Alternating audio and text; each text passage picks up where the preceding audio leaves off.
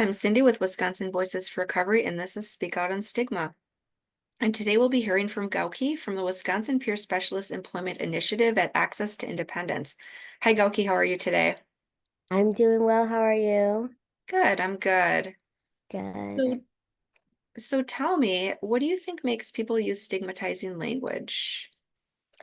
Yeah, I think people use stigmatizing language because they're unfamiliar to things. Um, they, I always say like it's three things for me that I've seen in my life that has contributed to the language that's used that's very stigmatizing is they're just unfamiliar to mental health and well-being and mental disorders for another word that folks may resonate with. Um, and that and then the other thing is they fear what they don't know, so then they continue to just use the language that is stigmatizing to continue to just communicate with people. And then the third thing is that they don't understand, or they don't have access to language that otherwise would not be stigmatizing. I think about this for especially communities whose first language or has another language that they speak. So for me specifically in the Hmong community, where a lot of folks' first language may not be English, and it's Hmong.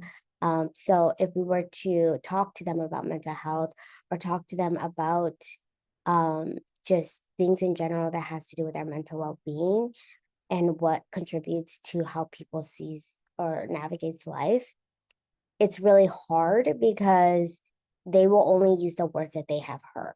And a lot of the times they are the stigmatizing language. So without having access to new language or access to different words that can be basically talking about the same thing, um, then they'll continue to use that stigmatizing language. And so it's also like that language barrier that contributes to stigmatizing language, and also the fact that some words that we use in English can't be translated to another language. So then that like stigmatizing language is continued to use. Or we just use a word in our language that is like um similar to the English word, but it's also more, it just contributes to the stigmatization.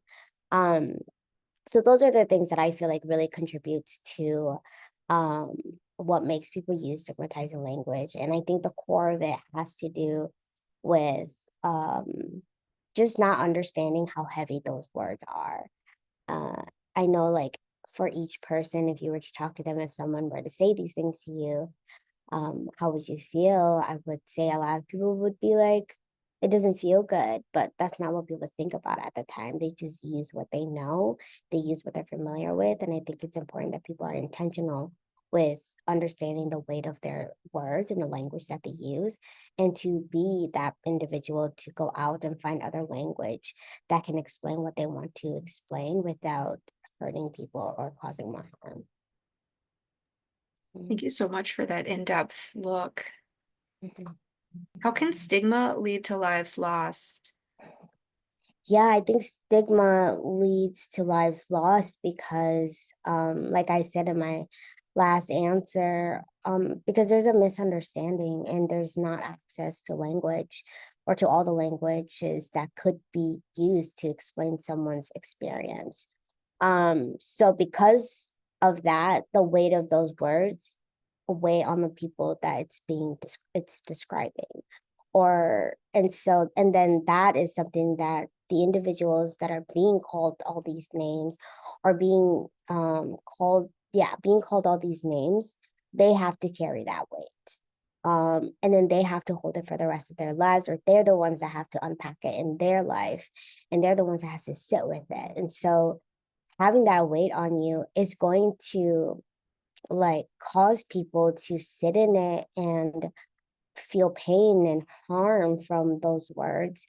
And that can then lead to things like suicide ideation and lead to things that can end lives.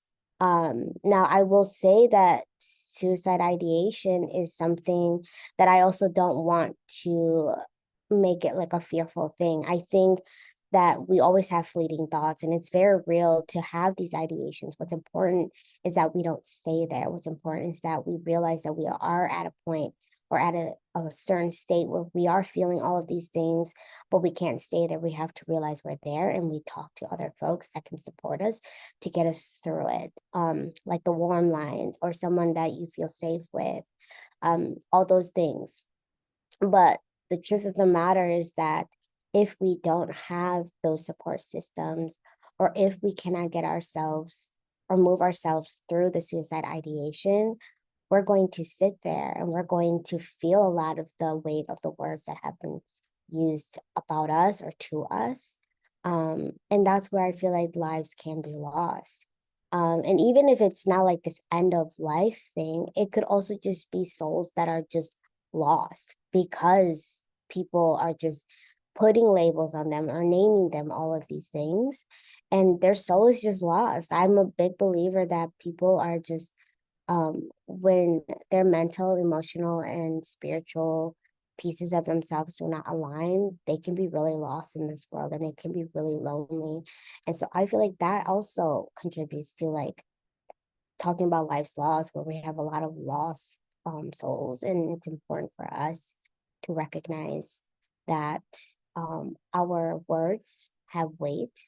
And even though we get to brush ourselves off of it after we say it, it lands on somebody else to hold it. Is there anything else you'd like to add?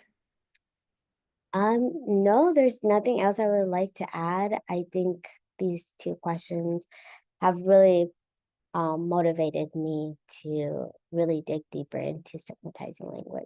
And I appreciate that.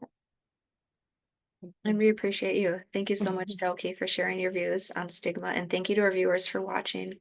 Speak Out on Stigma is a forum to raise awareness about the harmful impact of stigma on those in and seeking recovery. Recovery is for everyone. Together we can eliminate stigma. Don't forget to like, comment, and share this video. Thank you and have a good day.